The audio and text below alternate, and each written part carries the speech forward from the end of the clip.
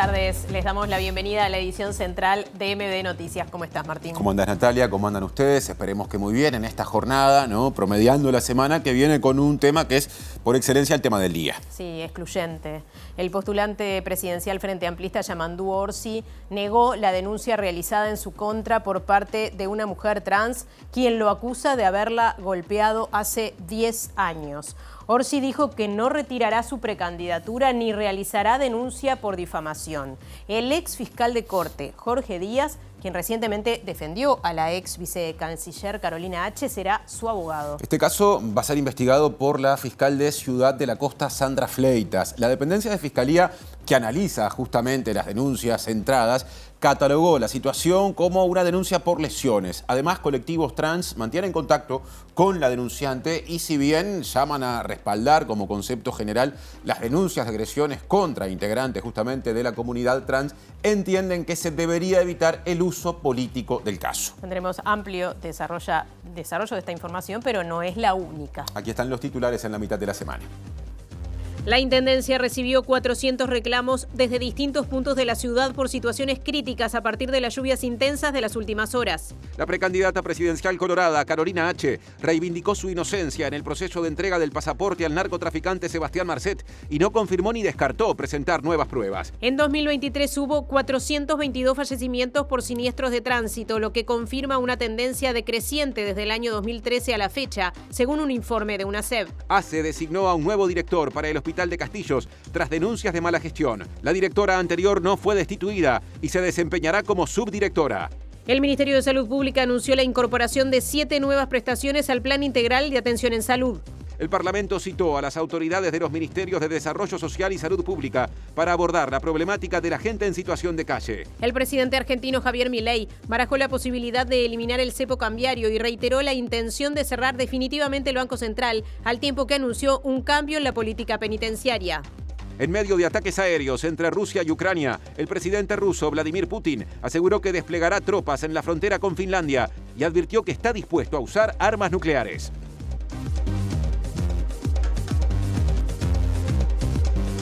Este noticiero también se puede ver mediante YouTube en vivo, mediante la web del canal también en vivo, tvciudad.ui, y se puede escuchar por Uniradio 107.7 FM Montevideo, área metropolitana, o en la web uniradio.edu.ui. Es tiempo de móviles de arranque. Sí, Martín, tenemos amplia presencia en distintos puntos de la ciudad con 3 de nuestras compañeras y compañeros que están en diferentes lugares. Y vamos a empezar por el Parlamento. Allí está Martín Duarte buscando repercusiones de esta rueda de prensa que dio Yamandu Orsi a partir de la denuncia presentada en su contra. Adelante, Martín. Así es, Natalia, Martín, buenas tardes para todos y todas. Dirigentes y políticos, en este caso diputados y senadores tanto del Partido Colorado como del Partido Nacional, declinaron hacer declaraciones sobre el tema, por lo menos en estas horas de conocida esta denuncia que se realizó en la madrugada. Sí, el senador Guillermo Domenech de Cabildo Abierto se pronunció sobre el tema. Según él, esta denuncia es falsa y presuntamente orquestada. En un ratito vamos a tener algunas declaraciones que brindaba justamente a los colegas aquí en el Parlamento a propósito de algunas miradas que, como decíamos, no fue de todos los partidos, pero sí se han referido a este tema. Una cosa que también en la conferencia de la jornada de hoy el presidente del Frente Amplio, Fernando Pereira, reclamó a los distintos partidos políticos que dieran una mirada pública sobre este hecho porque, al entender de él, afecta justamente el sistema democrático del país. Pero estaremos ampliando este tema en un ratito. Estaremos a la espera, Martín, y con paraguas en mano está Juliana Perdomo, porque nos va a hablar justamente de las consecuencias de estas lluvias copiosas de las últimas horas. ¿Y sigue lloviendo, Juliana? ¿Cómo estás, Natalia? Martín, buenas tardes para todos. Sigue lloviendo, la lluvia nos había dado tregua esta tarde, pero ahora comenzó nuevamente. Y en minutos vamos a hablar acerca de un encuentro que mantuvo la Intendencia de Montevideo con los responsables de los municipios en busca de mejorar las acciones que se vienen llevando adelante en los distintos barrios de Montevideo tras las inundaciones que se registraron por estas intensas lluvias de las últimas horas, pero también las que están pronosticadas. Lo que busca la comuna es mejorar las acciones a través de las cuadrillas de los municipios, pero lo que se informó que no participaron del encuentro como estaba previsto todos los municipios. Faltó el E. Por esos minutos vamos a venir con la palabra de la alcaldesa Mercedes Ruiz para ver por qué decidió no trabajar en conjunto con la comuna capitalina y cuál es el balance que se hace hasta el momento en los distintos barrios que comprende este municipio. Gracias, Juliana. Y Julieta Núñez Tomás, allí la vemos, nos va a hablar de seguridad. Julieta. Así es, Natalia, aquí en la calle San José, en la sede de la lista 1600 del Partido Colorado, que encabeza Felipe Esquipani y que apoya la precandidatura de Robert Silva hacia las internas del Partido Colorado, va a estar el asesor del Ministerio del Interior, Diego Sanjurjo, también integrante del Partido Colorado, hablando sobre la situación de seguridad, cuáles son las perspectivas que tienen en este sentido, pensando en la campaña electoral y también cuál es la realidad de las estrategias actualmente en el Ministerio del Interior. Es un día con mucha información también vinculada a la salud. Por un lado, les recuerdo que marzo es el mes de la prevención del cáncer de cuello de útero y en ese sentido especialistas advierten que en Uruguay hay más muertes por esa patología de las que podría haber teniendo en cuenta los recursos de los que se dispone. Por otro lado, también hoy desde el Ministerio de Salud Pública se hizo un anuncio, concretamente se anunció la incorporación de nuevas prestaciones necesarias para diferentes tratamientos. Es el Plan Integral de Atención a la Salud, que es el plan de prestaciones que conforma la canasta básica de atención que se da a todos los usuarios del Sistema Nacional de Salud, sean usuarios a través de FONASA o no FONASA. En este momento estamos incorporando por primera vez 7 prestaciones nuevas. ¿Por qué no debería morir ninguna paciente de cáncer de cuello de útero? Es porque contamos con medidas de prevención. Comenzamos el desarrollo de la información con nuestro tema de portada y el tema del día. Sí. Una mujer trans, trabajadora sexual, denunció formalmente al precandidato frente amplista Yamandu Orsi por agredirla tras mantener relaciones sexuales hace 10 años. Les contamos que la fiscal de segundo turno de Ciudad de la Costa, Sandra Fleitas, estará a cargo de la investigación resultante. La denuncia fue presentada esta madrugada en la seccional 10ª de Montevideo. Allí, frente a 2 oficiales de la policía, una mujer trans de 42 años declaró que en los primeros días de junio de 2014, mientras se encontraba en el Parque Roosevelt desempeñándose como trabajadora sexual, un hombre la atacó con violencia en el contexto de su labor. La mujer denuncia que el atacante la tomó por el pelo y luego de darle un cabezazo que la dejó sangrando por la nariz, la dejó tirada en el piso y huyó en su auto. La denunciante asegura que en ese momento no conocía al hombre que la atacó, pero que recientemente, a raíz de su campaña política, lo identificó. Señala textualmente: quien me agredió es el señor Yamandu Orsi. La investigación de esta denuncia se asignó a la Fiscalía de Segundo Turno de Ciudad de la Costa, a cargo de Sandra Fleitas. La dependencia de Fiscalía que analiza las denuncias entradas catalogó el caso como denuncia por lesiones. Fleitas se encuentra de licencia y no dará declaraciones sobre la investigación hasta no interiorizarse con el caso. Hoy Orsi habló públicamente, negó los hechos denunciados y manifestó que no bajará su precandidatura presidencial y que tampoco tiene previsto realizar una denuncia por difamación. También aseguró que este tipo de episodios pone en riesgo a la democracia y a la convivencia política. Esta persona se confunde, por supuesto no era yo, o peor aún, sería mucho más triste todavía que alguien la esté usando. Acá se cruzó una línea que el Uruguay no conocía. Esto no sabemos cuándo termina, salvo que el sistema político lo pueda parar. Si alguien imaginaba que con este tipo de acciones yo me voy a bajar de la candidatura, de ninguna manera, al revés. Hay ejemplos en otros países donde estas cosas pasan de manera muy similar. Las casualidades, yo a esta altura no creo ninguna. Hay una casualidad tremenda, ¿no? 9 años después, justo cuando estoy en campaña y soy un precandidato, aparece... Yo creo que se responde solo. ¿Considera que puede afectar la campaña teniendo en cuenta que se abre ahora unos meses de instancias judiciales que va a tener el tema en agenda? Yo voy a salir con mucho más fuerza ahora, al revés. No tengo duda incluso que los militantes van a salir con mucho más energía, porque nos estamos dando cuenta de lo que nos estamos jugando. El presidente del Frente Amplio, Fernando Pereira, señaló que la acusación contra Orsi tiene características que dañan la institucionalidad nacional. Y por eso pidió que todo el sistema político condene los señalamientos contra el precandidato. estamos enfrentando a una campaña sucia que no tiene precedentes en el Uruguay, cuyo objetivo es ni más ni menos que intentar proscribir públicamente a uno de los candidatos del partido con mayor intención de voto del Uruguay. Y esto en sí mismo es un hecho grave. Si había una denuncia para hacer, es muy raro el formato que se elige. Una comunicación a través de una red social, luego decir que denuncie quien está ofendido, luego decir que la persona puede llegar a denunciar, luego denunciar a las 2 de la mañana, luego decir que recién se dio cuenta de quién era Yamandu Orsi, como cuando todas las encuestas dan entre las 10 personas más conocidas de los últimos 5 años. Si nosotros llegamos a perder el centro de nuestros objetivos, es que ganó la lógica de Romina, que es una lógica destructiva de la política, inclusive destructiva de su propio partido. Yo creo que el partido tendría que deslindarse.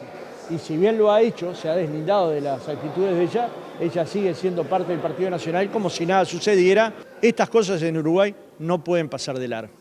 Y las tiene que condenar el sistema político en su totalidad. Ojalá esto suceda así. Y tiene que ser público. El cuestionamiento tiene que ser público. Y también habló de este tema la precandidata presidencial Frente Amplista Carolina Cose, quien rechazó las hipótesis planteadas días anteriores con respecto a que los señalamientos contra Orsi pueden haber partido de la interna del Frente Amplio. Claro, porque ella asegura que en su fuerza política estas prácticas no existen. La pregunta que usted me hace, el Frente Amplio ya hizo una declaración y a la cual yo adhiero completamente. Esto, digamos, me parece que ahora hay por lo que sé, ahora hay una denuncia presentada en los ámbitos que corresponden, que espero que son ámbitos que tienen las garantías para todo el mundo y por lo tanto sobre ese tema en concreto, si está en manos de la justicia, yo no voy a hacer más declaraciones. Cose fue consultada sobre si se siente aludida cuando se habla que la denuncia contra Orsi es una operación de campaña. De ninguna manera, yo no le permito a usted que diga eso porque el Frente Amplio es incapaz, yo se lo estoy diciendo, usted me lo pregunta y yo se lo estoy contestando. Primero que Yamandu nunca dijo eso, jamás diría eso y porque además dentro del Frente Amplio esas prácticas no existen, así se lo digo, de ninguna manera. Es una pregunta irresponsable e irrespetuosa de la trayectoria del Frente Amplio. Pero es una pregunta nada más. Yo le estoy contestando. No respeto a nadie. Yo le estoy contestando.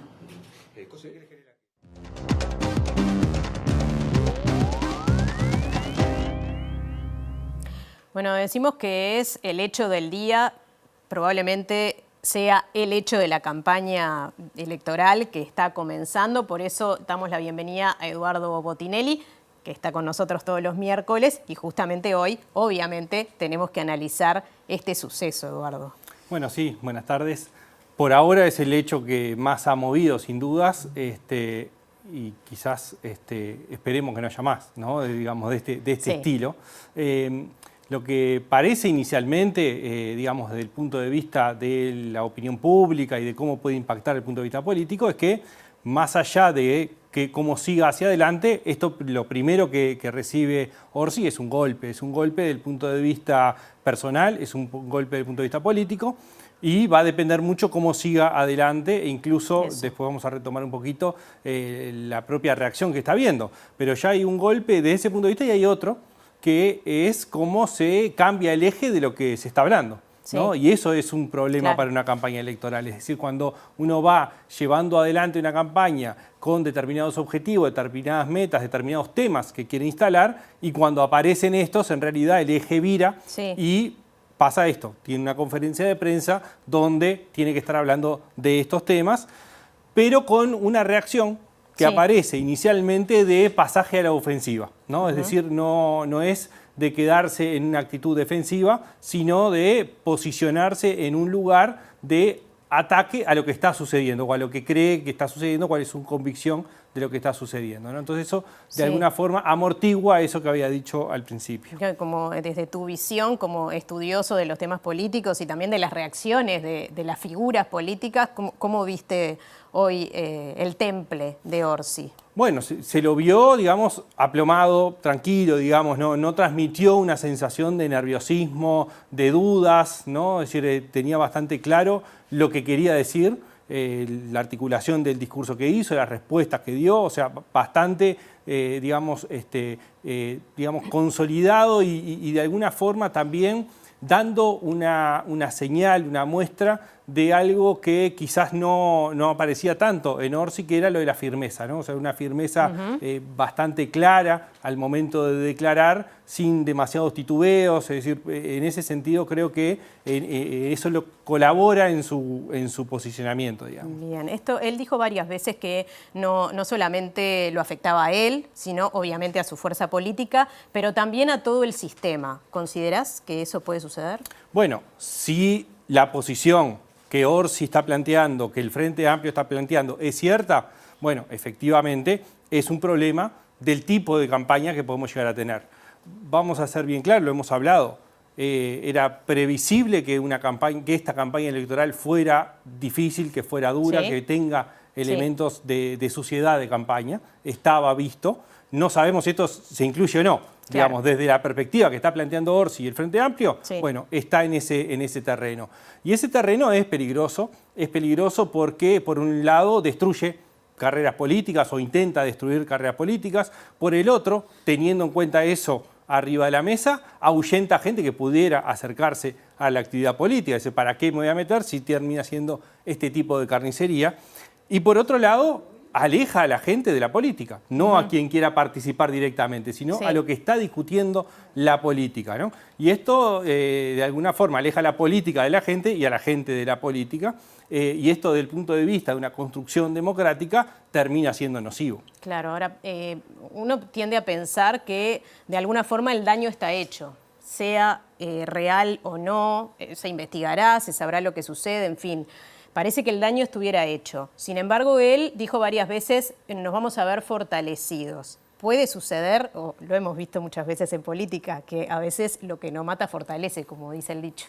Bueno, sí, a ver, sin dudas hay una primera reacción, es que, como pasó con Cose, por ejemplo, ¿no? Cuando hay un ataque hacia una figura y sale todo el partido a defenderlo, en realidad termina fortaleciendo por lo menos hacia un segmento de la población. Cose, estoy hablando de los ataques que recibido en el último tiempo, ¿no? Sí. Es decir, bueno, incomparable, acá, ¿no? Sí, entonces, ¿qué sucede ahora? Orsi termina siendo respaldado por el conjunto del Frente Amplio. Desde ese punto de vista aparece fortalecido. Después, lo que resta es básicamente cómo sigue adelante el caso, ¿no? Y ahí es cuando puede, digamos, si hay forma de probar que efectivamente esto no tiene nada que ver, Orsi, y si se prueba además que es algún tipo de campaña sucia, bueno, eso de alguna forma termina poniéndolo en un doble lugar. El de fortalecimiento y el de víctima, digamos, de haber sido, digamos, víctima de una operación política sucia, ¿no? Bien. Para redondear, y en unos pocos segundos te pido, Eduardo, él habló varias veces también de que esto sucede en otros países y lo hemos visto en muchísimos países del mundo, en Argentina, por ejemplo, ¿no? Este tipo de situaciones suceden. ¿Se está instalando como moda o sí llegamos a la hipótesis de Orsi de que es parte de la campaña?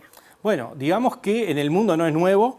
No es nuevo, estamos hablando de siglos, de repente más de un siglo de experiencias de algún tipo así, que se han intensificado en el último tiempo sin duda, se han modificado las formas de hacer esas campañas sucias, hay otras tecnologías que están arriba de la mesa y otras formas de hacerlo que efectivamente han estado en otros lados y tarde o temprano iba a llegar al Uruguay, eso era esperable.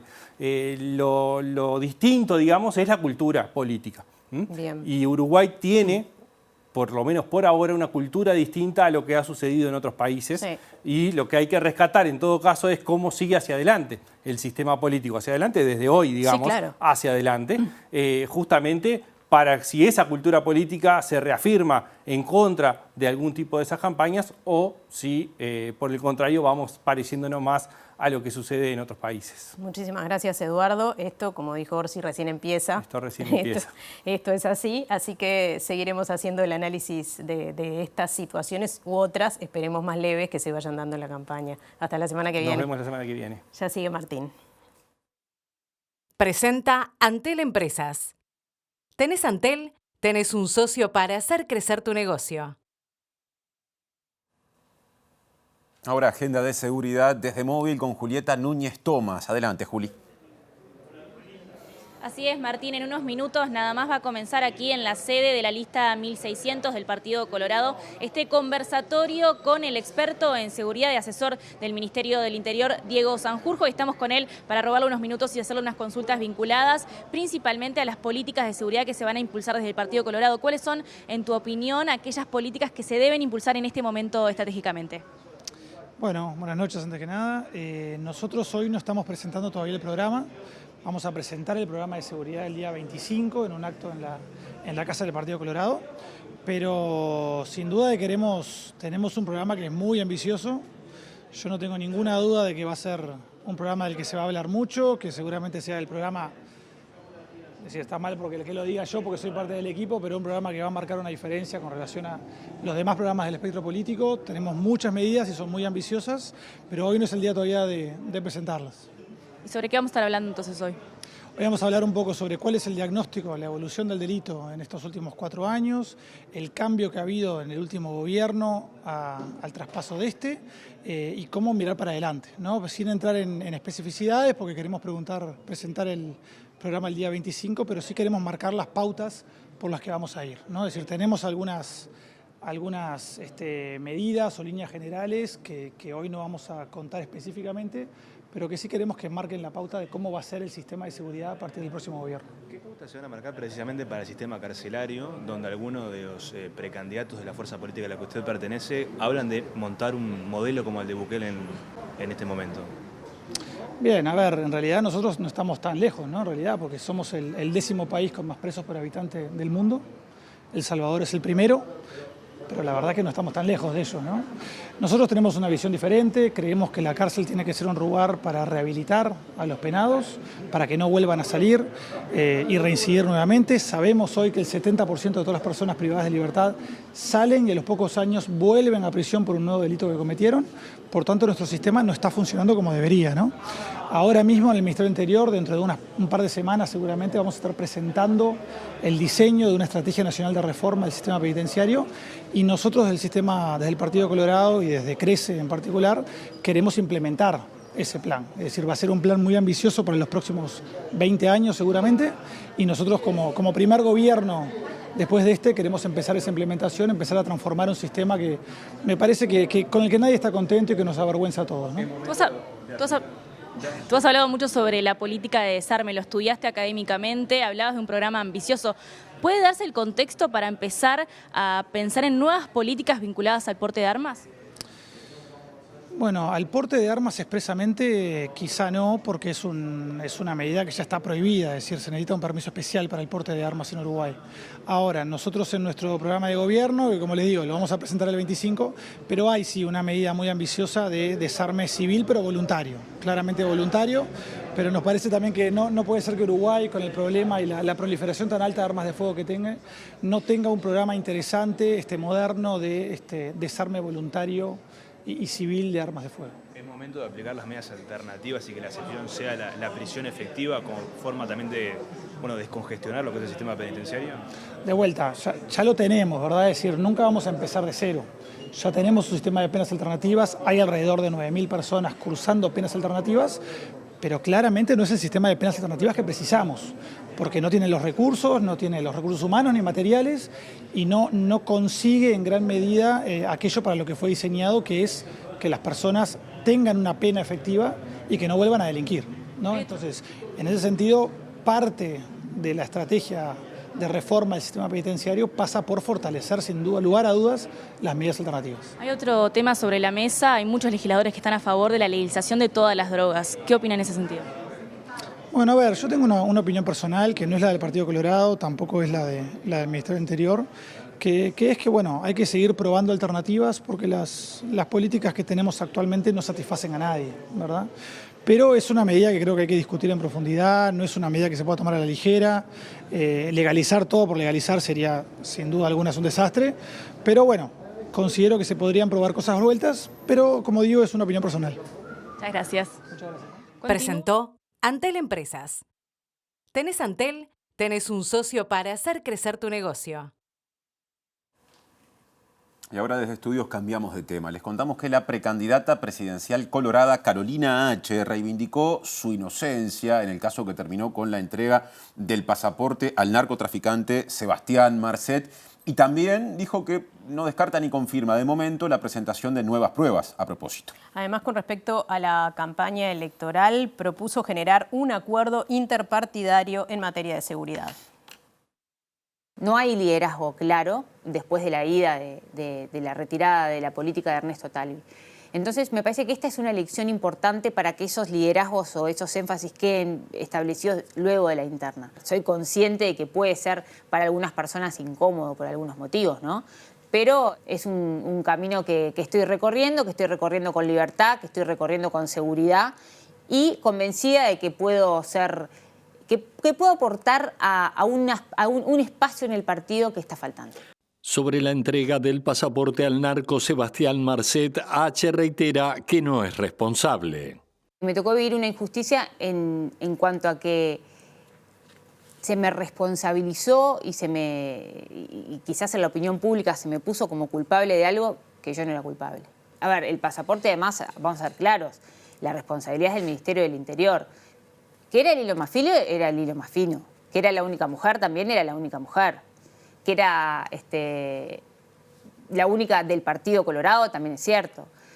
H. dijo que no hay novedad en el proceso judicial por la presunta destrucción de documentos públicos en el caso Marcet y dejó abierta la posibilidad sobre si presentará más pruebas en su defensa. En su momento se verá. En su momento que tenga que no sé cómo van a ir paso a paso definiéndose este asunto por parte del fiscal, pero es algo que tendré que ver por esa vía con mi abogado. O sea que sí puede haber. No te voy a decir ni que sí ni que no, porque es un tema de estrategia también de defensa. Bien, otro asunto. Este sábado el Plenario Nacional del Frente Amplio analizará el informe del Tribunal de Conducta Política sobre la denuncia de abuso y acoso sexual laboral de la diputada suplente Martina Casás contra el diputado Gustavo Olmos. Algunos sectores evalúan proponer que se postergue justamente la consideración de este asunto hasta tanto no se pronuncie la justicia.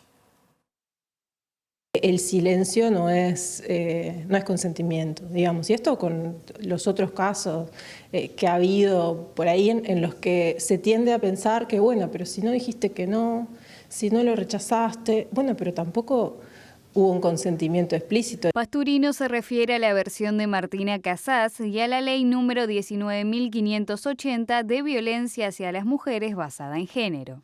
En realidad lo que dice la ley es que en estos casos en los que las cosas se dan en un ámbito de confianza, en el fuero íntimo y todo lo demás, es muy difícil saber si hubo consentimiento de la víctima o no. También destaca la gravedad de estos cuestionamientos y dichos en relación a las víctimas en general. Creo que muchas de nosotros hemos sido víctimas de este tipo de situaciones, de acoso, de abuso, y no nos hemos animado a denunciar.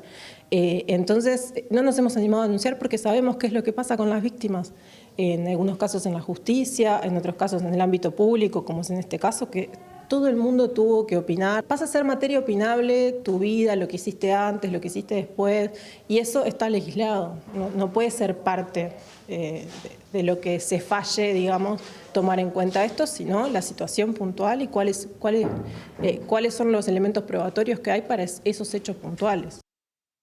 Atención, el Ministerio de Salud Pública actualizó la situación del dengue en nuestro país. Al día de hoy hay 7 casos autóctonos, 1 más que ayer. ¿Sí? En total 62 casos importados, 9 más que ayer y 10 casos sospechosos que están en estudio. Bien, entre autóctonos e importados. Y la especialista Gabriela Wilat recordó que es importante extremar las precauciones para evitar la reproducción del mosquito Aedes aegypti. Un mosquito sumamente doméstico que vive con nosotros, que pone sus huevos en los recipientes que nosotros le brindamos y que nos va a picar a nosotros, o sea, el mosquito que nosotros criamos es el que nos va a enfermar. Es bien importante porque no podemos llegar a todas las casas a hacer ese trabajo de eliminación de criaderos. Es muy simple, todos saben porque lo hemos repetido hasta el cansancio, que hasta un niño lo puede hacer, el hecho de recorrer cada vez que llueve nuestros fondos, nuestros patios, nuestras azoteas, nuestros jardines, eliminar todo lo que encontremos con paredes, o sea, todo lo que contenga agua que pueda criar al mosquito Aedes aegypti. Y cuando digo eliminar, es eliminar la función de criadero. O sea, hay recipientes que tenemos que tener o que son fijos, como resumideros o fuentes o tanques de agua, bueno, pero se pueden acondicionar para que no sean un criadero. Y hoy se cumplen 4 años del comienzo de la emergencia sanitaria por la pandemia de COVID-19. Sí, habló de la situación actual el director de la Cátedra de Infectología de la Facultad de Medicina de la Universidad de la República, que dijo que aún hay circulación del virus, pero que la cantidad de casos de COVID-19 en nuestro país está bajando.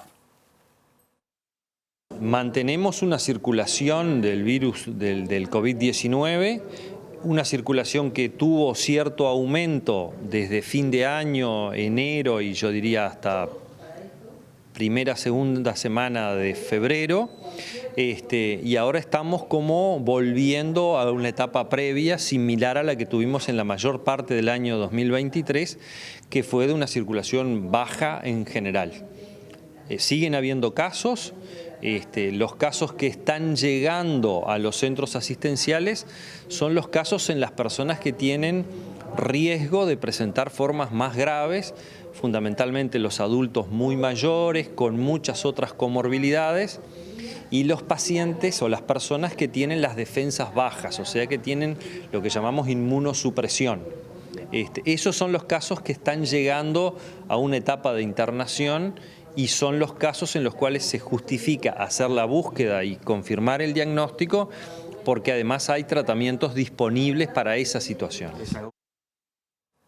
Otro asunto, el Frente Amplio promovió una citación al Parlamento, que fue aprobada, de autoridades del Ministerio de Desarrollo Social y el Ministerio de Salud Pública para abordar la problemática de la gente en situación de calle. El diputado nacionalista Diego Echeverría pidió que el tema no se use en campaña y su par frente amplista Cecilia Botino defendió el llamado, ya que entre los años 2020 y 2023 la población en situación de calle aumentó 54%. Lo que entendemos necesario no fue solo el Frente Amplio, incluso salió por parte de pedido de legisladores de la coalición de gobierno, es que vengan los ministerios correspondientes, que venga el MIDES y que venga el Ministerio de Salud Pública a asesorarnos, a conocer realmente cuál es la situación de las personas en situación de calle, que reitero, han aumentado, y queremos saber también las razones por las cuales en definitiva no han procedido con la normativa vigente que las habilita a que tomen acciones para evitar que estas personas estén en situación de calle, porque no lo han hecho. El MIDES ha aumentado cobertura, ha aumentado la cantidad de personas que tienen hoy protección, se ha mejorado la prestación de servicios a través de las distintas organizaciones que lo hacen. Ha habido una actitud, yo creo que, a ver, la visión del Frente Amplio es parte de lo mismo, ¿no? Esa construcción de un relato de que todo está mal.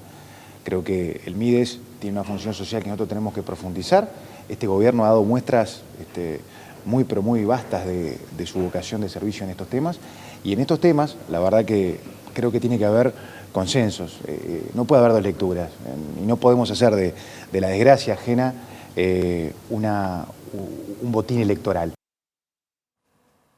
Otro tema, el sindicato de UTU de Montevideo denuncia que se crearon menos grupos de los necesarios y que esto llevó a que cerca de 6 centenares de estudiantes, 600 estudiantes, no hayan comenzado las clases. Habló la dirigente sindical Florencia Carrasco, que dijo que la situación recién descrita a su vez desencadenó un retraso en la elección de horas docentes.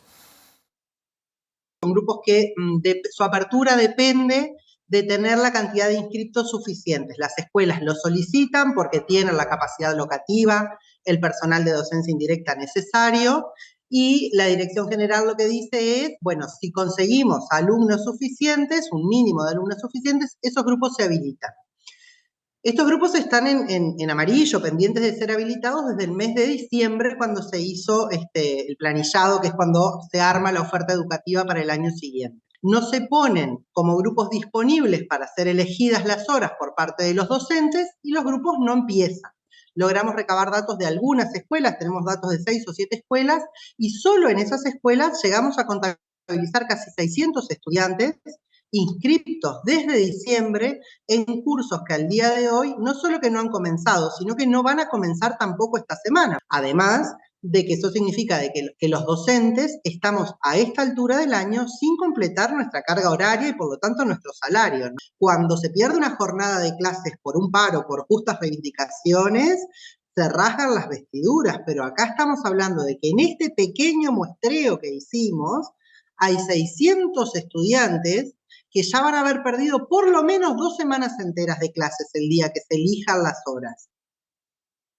Otra vez cambio de agenda. Un informe presentado por UNACEB establece que durante 2023 hubo 422 fallecimientos por siniestros de tránsito, lo que confirma una tendencia a la baja, decreciente, registrada desde el año 2013 en adelante. Entre otras cosas, el presidente del organismo, Alejandro Draper, informó que hubo 27 fallecimientos menos que en 2022 en las rutas nacionales. Un siniestro en donde haya un fallecido ya nos tira todas las gráficas positivas que tengamos. Este año nuevamente, por suerte, hay una tendencia decreciente en lo que se refiere a los siniestros. En este año hubo un descenso de 9 fallecidos menos. El año anterior fueron 3 fallecidos menos. Pero lo que tenemos que resaltar es que la movilidad no para de crecer.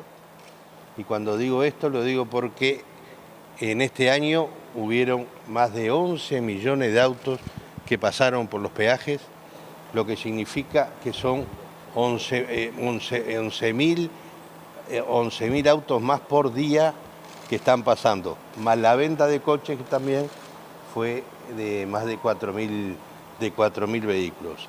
Algo muy importante también que queremos destacar es que en lo que hace a la jurisdicción y los siniestros de tránsito, gran preocupación se tenía en lo que hace en las rutas nacionales y podemos decir que este año hubieron 27 personas menos fallecidas en las rutas nacionales que el año anterior.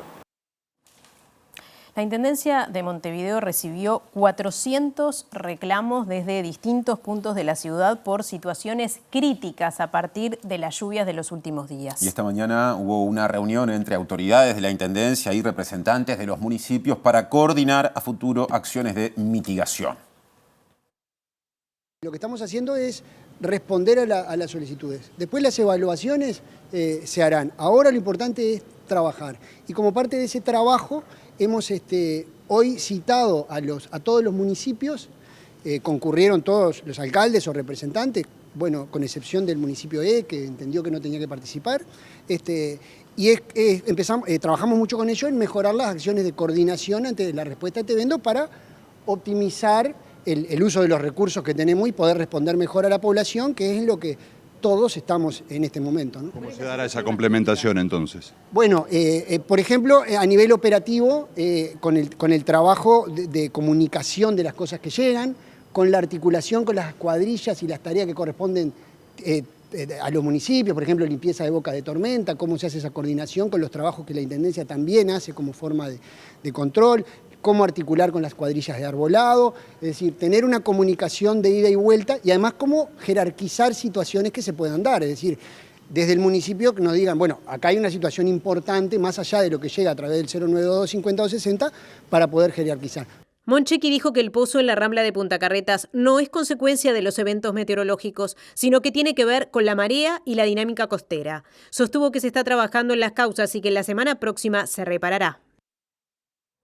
Con excepción del municipio de Textuales Palabras, fue lo que dijo recién Monchequi al hablar de la reunión de hoy, más temprano, entre autoridades de la Intendencia y de los municipios. Bueno, ¿qué dice el municipio a propósito de esto? Adelante, Juliana. Así es, Martín, recién escuchábamos a Guillermo Monchequi, ahora vinimos al encuentro de la alcaldesa del municipio para conocer las razones de por qué no se participó en este encuentro que convocó la Intendencia con los distintos municipios para articular las acciones a raíz de las intensas lluvias, y estamos con la alcaldesa porque recordemos que hasta las 9 de la noche rige una alerta amarilla por fuertes tormentas y lluvias intensas que después se va a ir desplazando para el norte del país. Y ya saludo a Mercedes Ruiz, Gracias por recibirnos. Bueno, alcaldesa, ¿por qué se decide no concurrir a esta reunión que convoca hoy la Intendencia? Bueno, no es que no se decida concurrir por nada en especial que tenga contra la Intendencia, simplemente la reunión se programó a las 10 de la mañana, me avisaron, y el municipio tiene un protocolo que lo cumple con el SECOED. Tenemos 2 representantes, esos representantes se habían comunicado con el director del SECOED, Cuello. Es más, hoy a la mañana también se habló con Cuello y Cuello dijo, ¿cómo está todo bien.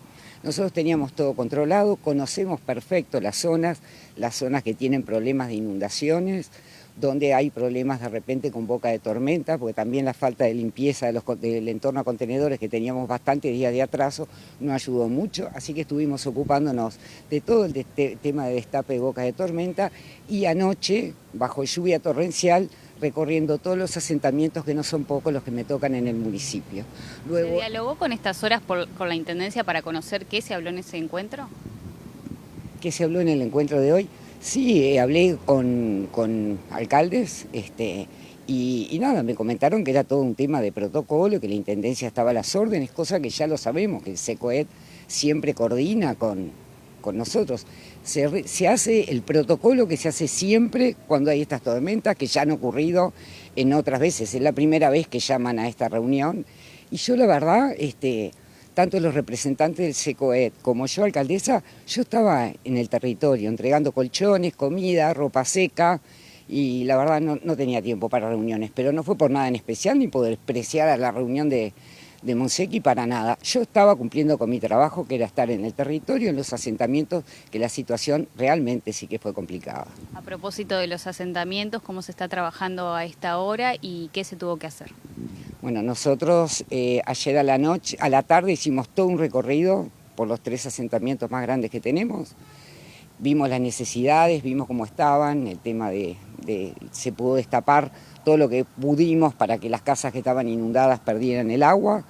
Luego se tomó nota, se vino acá, nosotros ya teníamos guardados colchones porque somos precavidos en ese aspecto. Se llevó colchones, se llevó alimentos, ropa de abrigo, se llevó productos de limpieza. Obviamente muchas familias habían quedado para atrás, así que hoy a la mañana con el SINAE se coordinó, nos entregaron colchones que hoy, justamente a la hora de la reunión, yo estaba con la gente del municipio y con mis asesores trabajando en el territorio con todos los vecinos que necesitan. Alcaldesa, ¿de qué barrios estamos hablando y de cuántas familias aproximadamente? Malvin Norte, y te diría que estaríamos hablando alrededor de unas 40 familias, casi repartimos unos 150 colchones, alimentos, la ropa la entregamos en el Centro Cultural Malvin Norte, que ahí la gente se acerca y de acuerdo al talle que necesitan para cada hijo o para cada persona se les entrega, o sea que todas las donaciones que tuvimos las entregamos al Centro Cultural. Todo fue en Malvin Norte. Muchas gracias. No, por favor. Bueno, Martín, Natalia, ya conocíamos la posición de la alcaldesa Mercedes Ruiz a propósito de este encuentro que se mantuvo con la Intendencia y otros municipios. Y bueno, y las tareas que vienen llevando adelante a causa de estas intensas lluvias que dejaron varias zonas de Montevideo afectadas. Presenta Mercado Agrícola de Montevideo, en el corazón de un barrio donde late la ciudad. Mercado de Historias. Mercado de Historia.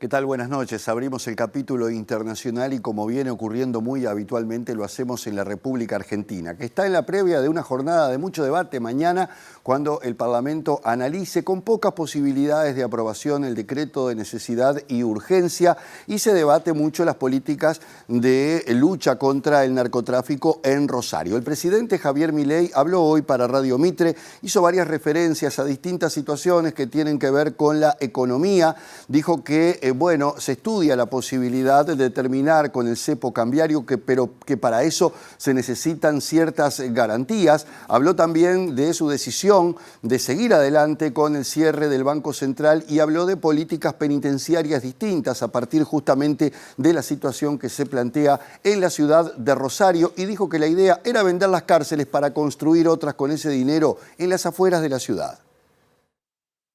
En una entrevista con Radio Mitre, el mandatario argentino barajó la posibilidad de eliminar el cepo cambiario, mencionó su intención de cerrar definitivamente el Banco Central e incluso pronosticó el momento en que los salarios ganarán a la inflación, al tiempo que admitió que si bien la misma sigue siendo una tragedia, calificó de numerazo las últimas cifras de inflación del INDEC, teniendo en cuenta el contexto de la economía argentina. Creemos que en cuanto abramos el cepo y empiece el rebote del nivel de actividad, el salario comenzará a ganar fuertemente, al margen de que con la caída del dólar ha subido mucho, afirmó Milei, quien dijo que sería posible suprimir el cepo a mitad de año, pero que necesita 15.000 millones de dólares para evitar una corrida cambiaria y la hiperinflación.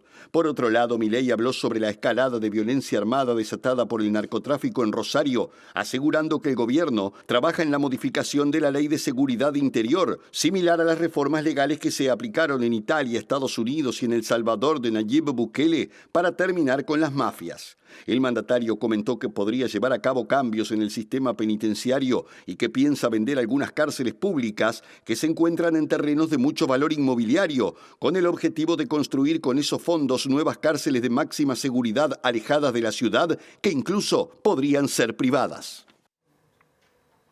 El presidente ruso Vladimir Putin no solo habló de la posibilidad del uso de armas nucleares en la medida en que la seguridad de su país se vea amenazada en una entrevista que dio a la televisión pública rusa, sino que redobló la apuesta y dijo que va a desplegar tropas en la frontera con Finlandia y que el ingreso de Finlandia y Suecia a la OTAN puede llevar a la guerra a una situación sin control.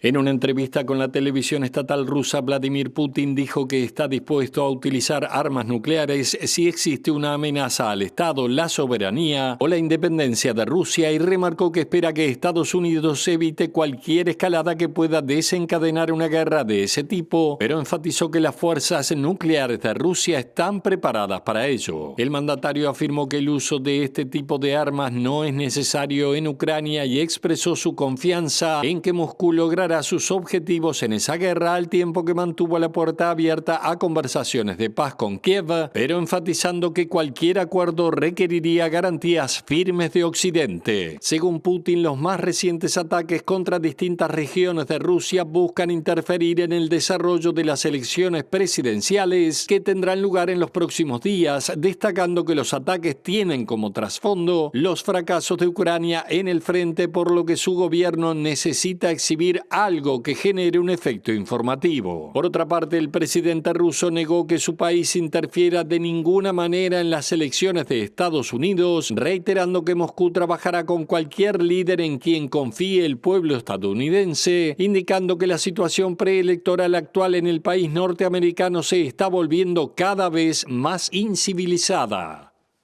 Presentó Mercado Agrícola de Montevideo, en el corazón de un barrio donde late la ciudad. Mercado de Historias. Mercado de Historia. Bueno, termina así el primer bloque. A quedarse, como siempre les decimos, porque habrá más.